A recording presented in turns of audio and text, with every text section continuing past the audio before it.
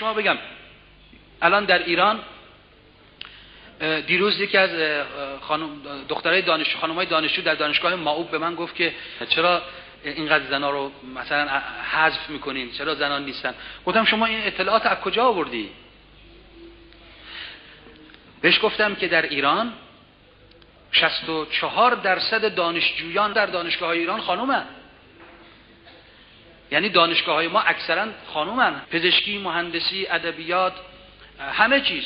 بسیار از بیمارستان‌های ما جراحان و رئیسای بیمارستان خانم‌ها هستن.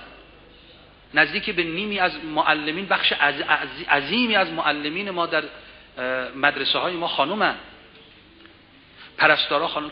کجا چه کسی این کارو کرده؟ یعنی اینا، ما الان در پارلمان ما خانم‌ها حضور دارن، نماینده‌های مجلس هستن، در هیئت دولت ما خانم‌ها هستن، در شوراهای شهر و استان در سراسر کشور خانم‌ها هستن، بین شاعران، نویسندگان و متفکران ما، صاحب نظران و دانشمندان ما تعداد زیادی خانم هستن.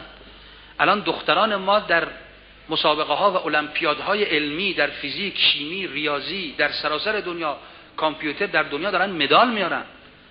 ما هر سال تعدادی تیم های بچهای ما که میرن برای مسابقه های علمی در دنیا همیشه تعدادشون دخترن. در فرهنگ اسلام ما مسائل رو به زنانه و مردانه تقسیم نمی کنیم. از نظر ارزشی زن و مرد مساویان پیش خداوند. از نظر وظیفه و حقوق هم زن و مرد وظایفشون و حقوقشون در بیش از 90% موارد درست این همه. یه مواردی البته بین مرد و زن تفاوت در بعضی از وظایف و حقوق هست. علتش هم میدونین چیه؟ علتش تفاوت واقعی بین مرد و زنه. و در اون موارد در یه جاهایی اختیارات و حقوق بیشتر به زن داده شده، در یه جاهایی اختیارات و حقوق بیشتر به مرد داده شده. منتها ما 3 دیدگاه داریم در باب مرد و زن. یه دیدگاه کسانی که میگن مرد و زن اصلا دو نوع موجودن. اصلا بعضیا گفتن که ما میگیم مرد و زن دو جنس از یک نوع موجود، یعنی انسانن، این اشتباهه. اینا اصلا 2 نوع موجودن. این یک نظریه افراطی و غلطه. یه نظریه افراطی غلط هم از اون طرف داریم که میگن زن و مرد 100% مثل هم و هیچ تفاوتی بین اونها نیست. این نظرم غلطه. زن و مرد شباهت حد اکثری دارن، در بیش از 90% مسائل کاملا شبیه همن، ارزششون پیش خداوند یکیست.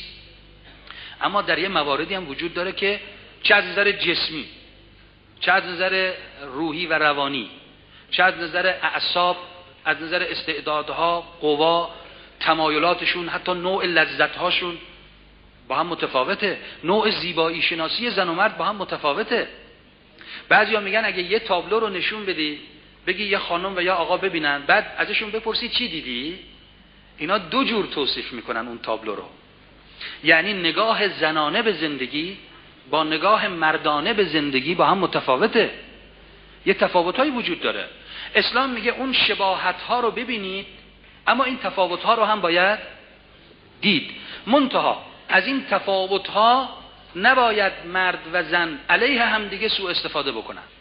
یعنی اگر تفاوت‌های طبیعیه، مثلا زور بازوی مرد بیشتر از زنه، مرد نباید از قدرت بدنیش علیه زن سوء استفاده بکنه. نباید سوء استفاده کنه. پیامبر فرمود هر کس همسرش رو یا مورد خشونت قرار بده، مردانی که زنان رو کتک بزنن و اذیتشون بکنن، خداوند از اونها بیزار است. در یک روایتی از پیامبر فرمود اونها از امت من نیستن. از اون طرف زن هم نباید از بعضی برتری هایی که داره نسبت به مرد علیه مرد سوء استفاده کنه به نفع خودش.